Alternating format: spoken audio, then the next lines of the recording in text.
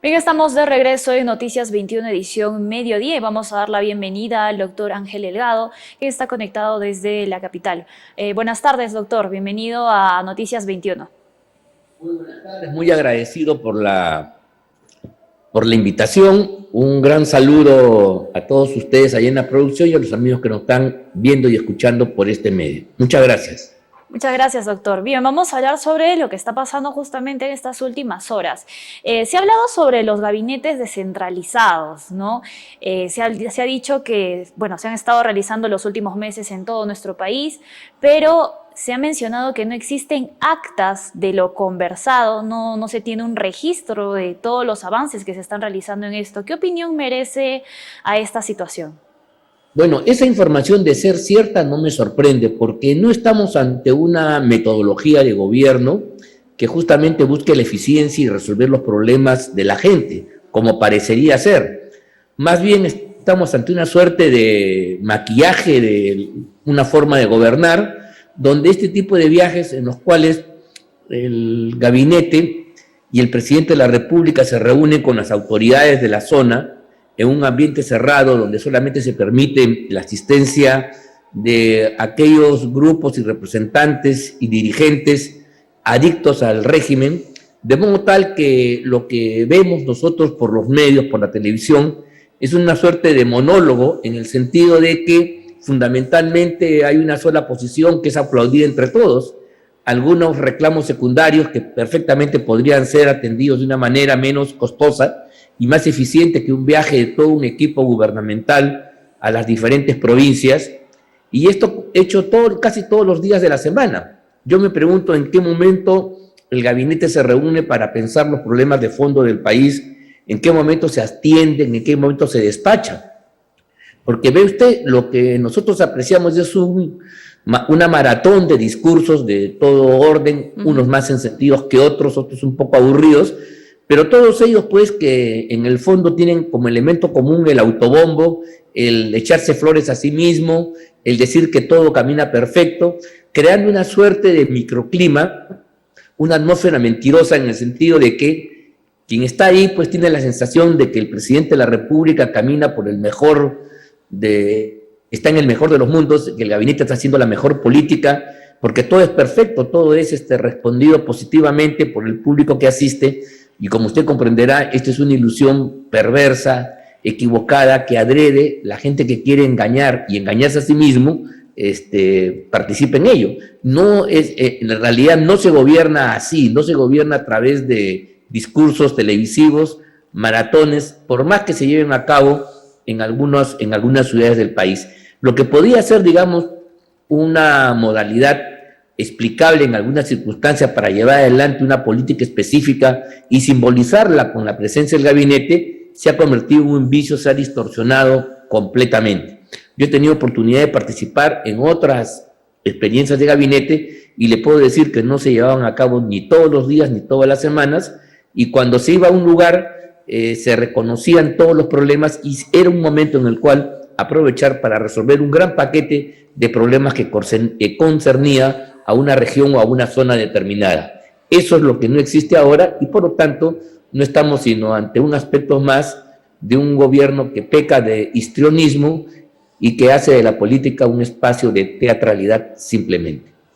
Claro, justamente como usted ha mencionado, pues estos gabinetes están dando prácticamente casi todas las semanas. En el mes han habido demasiados, el último que es en Huánuco, y justamente pareciera que este gabinete se está presentando como, bueno, un buzón de quejas y sugerencias, pero donde no se están abordando qué hacemos con estas quejas y sugerencias y las soluciones, ¿no? Porque hasta el momento no se sabe si es que alguna de las demandas de la población o de estos sectores que han asistido pues a unos que otros que sí son personas que realmente quieren exigir algo para sus regiones, pues se han cumplido, porque hasta el momento no se sabe si es que esto se ha ejecutado o no.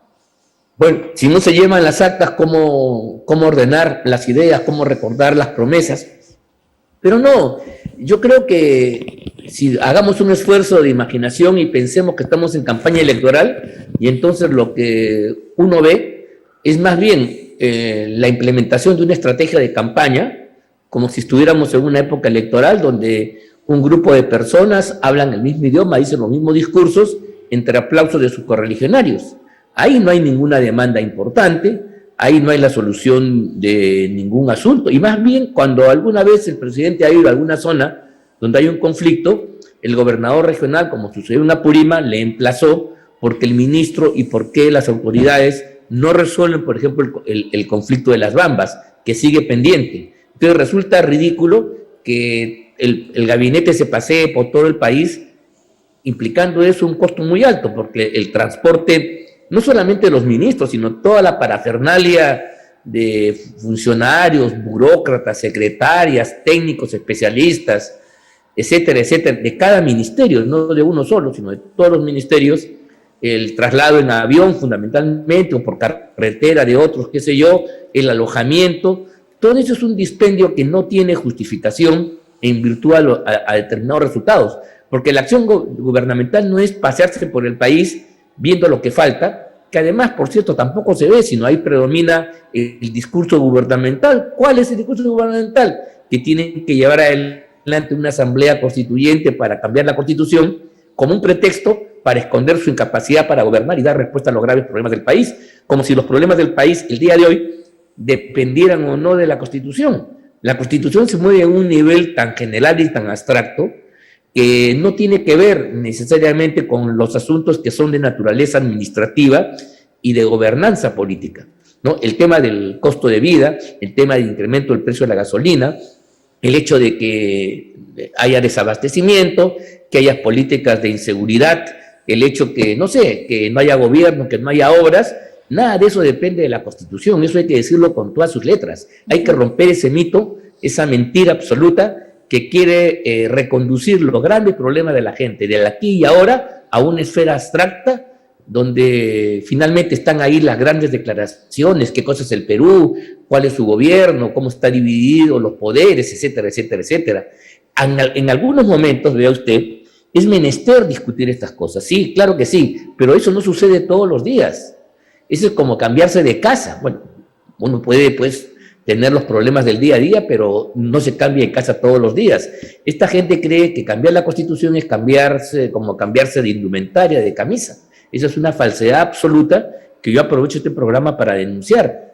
Nos están estafando, porque en lugar de atender los problemas, por ejemplo, si el gobierno dice que hay monopolios, ok, ¿por qué no los persigue? ¿Por qué no hace que Indecopi, que es la instancia especializada, desarrolle la política? ¿Y por qué no a través de decretos que son atribuciones normativas del presidente de la República se puede prohibir, se puede establecer? Por ejemplo, si los grifos no quieren bajar la gasolina y están acaparando y están subiendo los precios, ya hace rato el gobierno debió intervenir. Repito, para eso hay instancias, para eso hay funcionarios, para eso hay recursos para poder hacer esas políticas. Uno no necesita que la Constitución le diga que lo hace. Además, el marco constitucional sobre el tema prohíbe el monopolio, hay que decirlo con todas sus letras. O sea, no estamos ante algo que esté prohibido, al contrario, el monopolio está proscrito. Lo que pasa es que, así como el Código Penal dice no hay que robar, no hay que matar, y hay gente que mata, entonces no porque digamos en el Código basta de robos, los robos van a desaparecer de inmediato en la sociedad, en la vida cotidiana. Entonces, de eso creo que aquí hay una enorme confusión de niveles y eso está más o menos señalando que este gobierno pues no está atacando los problemas de fondo, los problemas inmediatos, sino quiere como excusa remontarse a una reformulación de las reglas fundamentales del país que, si bien son importantes, creo yo, no son las que están en juego el día de hoy. Eso hay que decirlo con todas sus letras, salvo que el gobierno quiera perpetuarse en el poder, quiera entonces prolongar los mandatos o quiera reducir el rol del Parlamento, quiera cambiar la justicia, qué sé yo, como lo han hecho en otros países. Claro. ¿De acuerdo? Justamente sobre este tema, la presidenta del Congreso, María del Carmen Alba, en una entrevista en la mañana, ha señalado que los gabinetes descentralizados sirven para poder hablar sobre la Asamblea Constituyente y criticar al Congreso. ¿Considera que esto es cierto? Bueno, según lo que ha mencionado, pues han hablado de la Asamblea Constituyente y sí. Pues, o sea, ve usted, o sea, y la Asamblea Constituyente aquí no es más que una coartada para ocultar la ineficacia. Claro. No sé, pues es que mañana le piden a alguno de los trabajadores que informe sobre su trabajo y él se pone a hablar pues de la conquista del Perú, del problema que hay en toda la región. O sea, en lugar de atender el tema concreto y resolverlo con prontitud y eficacia, ubicando el problema concreto, ¿no? Nos remitimos a debates que, por cierto, además ni siquiera se van a aplicar en lo inmediato. Vea usted, si en el caso supuesto todos estuviéramos de acuerdo con el gobierno de que hay que cambiar la Constitución, de acuerdo al plan que ellos han propuesto en la ley que terminó archivada, recién la Constitución empieza a funcionar el año 2025. O sea, 3 años después de aquí y ahora. En ese lapso, como usted comprenderá, el gobierno, pues, el país, perdón, está destruido completamente. ¿Se da cuenta? Además, ninguna Constitución es mágica. Ve usted, hay países que no tienen Constitución o tienen una Constitución pésima y tienen un gobernante de primera calidad y podría tener aquí la mejor Constitución del mundo, la síntesis de todas las mejores de los países más desarrollados y tener un gobierno como el de Castillo que es un inútil al 100%. Lo que quiero aquí decirles a todos ustedes es que no hay ninguna vinculación entre el cambio constitucional, que repito, tiene su momento y su circunstancia, con los retos que tiene el Perú hoy, contemporáneo, el Perú aquí y ahora, y que hace que la gente pues esté profundamente resentida, fastidiada, enojada, iracunda por la incapacidad gubernamental. No estamos aquí hablando de la Constitución. De repente, en otros momentos se puede discutir, pero lo que yo estoy en contra es que se utilice el tema constitucional para ocultar, para esconder la incapacidad de quienes hoy día, teniendo un mandato de gobernar y resolver los problemas, no lo hacen simplemente. Claro, de hecho esto es algo que se ha estado debatiendo justamente porque hay un grupo de personas, obviamente personas partidarias de Perú Libre, que señalan que la solución está en la Constitución, pero también está el otro lado que señala pues que exactamente ese no es el problema, porque todos los derechos están establecidos, incluso el primer ministro Aníbal Torres se acercó a brindar las explicaciones sobre el tema al Congreso de la República, pero no pudo fundamentar su posición con argumentos que sean lógicos y que realmente no se encuentren en la Constitución actual. Pero como bien usted ha señalado, son pues prácticamente excusas sobre la ineficiencia que está habiendo pues en el gobierno. Y sobre este punto... Pero no solamente, si me permite, además es una práctica mentirosa y es todo un tinglado. Ellos saben perfectamente de que no tienen los votos en el Parlamento para que su proyecto de reforma constitucional siga adelante. Exactamente como los de la oposición saben que no tienen los votos para vacar a Castillo. O sea, si mañana presentan una moción de vacancia para vacar a Castillo, yo le digo a esos congresistas que están jugando con la buena fe del país y están engañando porque no va a haber ningún tipo de solución, ni siquiera cercana. Igual, esta gente insiste en un tema que no tiene los votos en el Parlamento, cosa que ha sido dicha por todos los voceros de las bancadas mayoritarias, y segundo, no es verdad que la mayoría del país esté en esta tesitura, en esta actitud, porque podríamos tener pues un 80% de peruanos que quieran un cambio constitucional, y bueno, pues ahí no hay más que sentarse en una mesa, convocar a una asamblea, una reunión, y empezar a cambiar la Constitución, si es que ese fuera el temperamento del pueblo soberano. Pero todas las encuestas dicen que apenas hay un 17% de gente que cree en esto. Casi el 80% de peruanos consideran que no es así. Entonces, sabiendo que no hay respaldo social en la gente y no hay votos en el Parlamento, insistir en este tema es una majadería que la verdad no deberíamos permitir ni soportar. Claro, justamente, sabemos que cuando presentó el proyecto de ley el Ejecutivo al Legislativo sobre la Asamblea Constituyente, ellos pretendían de que esto se votara en las próximas elecciones municipales y regionales. Obviamente hemos visto que esa situación pues no va a prosperar porque, como bien ha señalado, no cuenta o no va a tener los votos suficientes en el Parlamento para que esto pueda definirse. Pero justamente bajo este panorama, ¿cómo ve estas próximas elecciones? ¿Considera que va a ser un tema bien reñido? Por lo menos le comento, acá en nuestra región, pues casi no es común que ganen partidos, hechos en todo a nivel nacional, ¿no?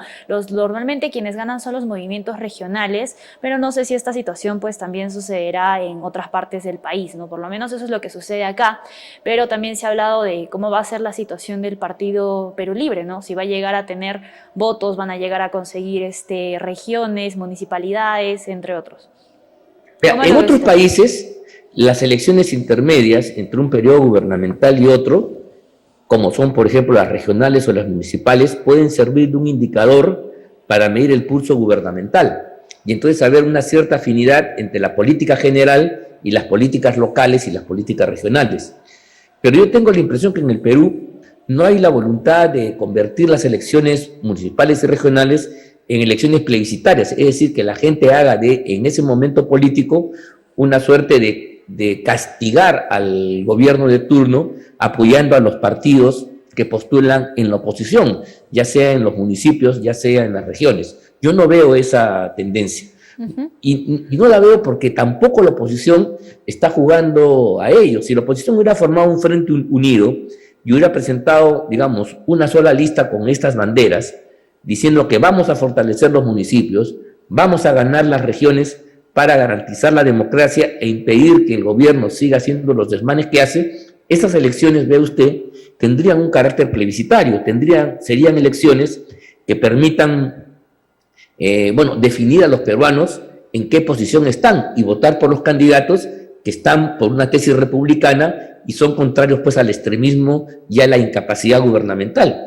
Pero al no hacerlo, al dispersar sus candidaturas y privilegiar que yo gano aquí, yo gano acá, gano en tal ciudad, en tal pueblo, en tal región, entonces yo creo que el mensaje político general se va a diluir y van a ser elecciones que van a depender, ve usted, de ninguna línea política general, van a depender más bien de los candidatos y la coyuntura en cada localidad, en cada sitio.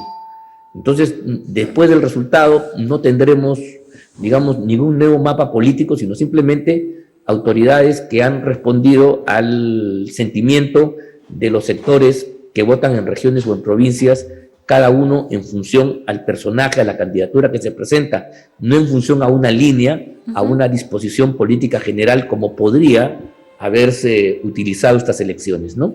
Claro. Entonces, a mí me queda muy claro eso, que va a ser elecciones, vamos a renovar autoridades, pero políticamente eso no va a significar. Y en ese momento, en esa despolitización, vamos a decir así, de las elecciones regionales y municipales, los partidos que incluso están en el gobierno como Perú Libre pueden camuflarse, pueden estar en alianzas, en coaliciones, pueden tener las formas de movimientos regionales y permanecer en algunas alcaldías y en algunos gobiernos regionales como si nada hubiera pasado. O sea, no va a haber la oportunidad de hacer un enjuiciamiento político de la situación nacional y reflejarlo en el voto por alcaldes, por regidores y por gobernadores y asambleístas regionales. No creo que haya esa posibilidad de hacer elecciones que, como se les llamaría, serían plebiscitarias. No, claro. Van a ser elecciones dispersas en función a cada realidad de cada región y localidad de nuestro país. Claro, ese más o menos sería el panorama pues para estas próximas elecciones. Muchas gracias.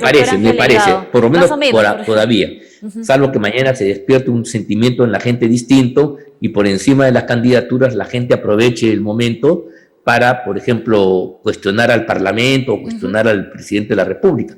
En fin, claro, esto ya no va a ser sobre la constituyente, pero yo creo que el Parlamento podría aprobar lo siguiente, yo lo he dicho y me permito decirlo, podría decir, por ejemplo, que se va a aprobar una ley para adelantar las elecciones, recortar el mandato del presidente y del propio Congreso también, porque tiene que ser en paquete, de modo tal de que en las elecciones regionales y municipales de octubre, la gente tenga una boleta más, una casilla más, para decir si está de acuerdo con eso, si ratifica esa ley del Congreso.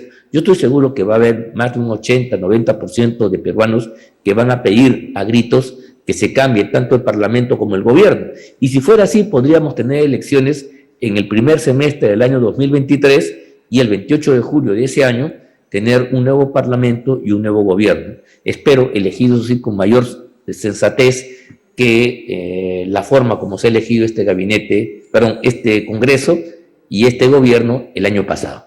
Todo va a depender de lo que suceda en los próximos meses porque aún falta mucho y como sabemos en nuestro país pasa cada día algo diferente. Es verdad, el horizonte, a pesar de los meses que alguien podría pensar que no es nada en el decurso de la historia, sin embargo, en un país como el nuestro, tan invertebrado, tan informal, marcado por ocasiones más que por tendencias duraderas, entonces sí, puede pasar cualquier cosa. Las cosas que estamos aquí diciendo en realidad podrían verse rebasadas por la regla. Yo soy consciente que cuando hago un análisis que ustedes me piden generosamente, yo lo que hago es básicamente retratar un momento determinado. Y puedo especular, pero mi especulación tiene un corto alcance. Yo no podría proyectarme más allá de un año, y eso, o meses, para tener la certeza de un curso determinado para lo que va a pasar en el Perú. Claro. Ni tuviéramos bola de más, o habría que llamar a Agatha Liz, quizás alguno de esos señores que son videntes y que tienen mejor perspectiva, mejor visión que nosotros los analistas, que nos basamos pues en sacar conclusiones de los hechos, las noticias y las circunstancias que analizamos, ¿no? Claro. Muchas gracias, doctor Ángel Delgado. Esperamos vernos una próxima oportunidad. Buenas tardes. Por supuesto que sí, para mí ha sido muy grato esta entrevista. Un gran saludo a todos ustedes en la producción y a todos los amigos que nos han estado viendo y escuchando por su medio. Muchas gracias y buenas tardes. Muchas gracias.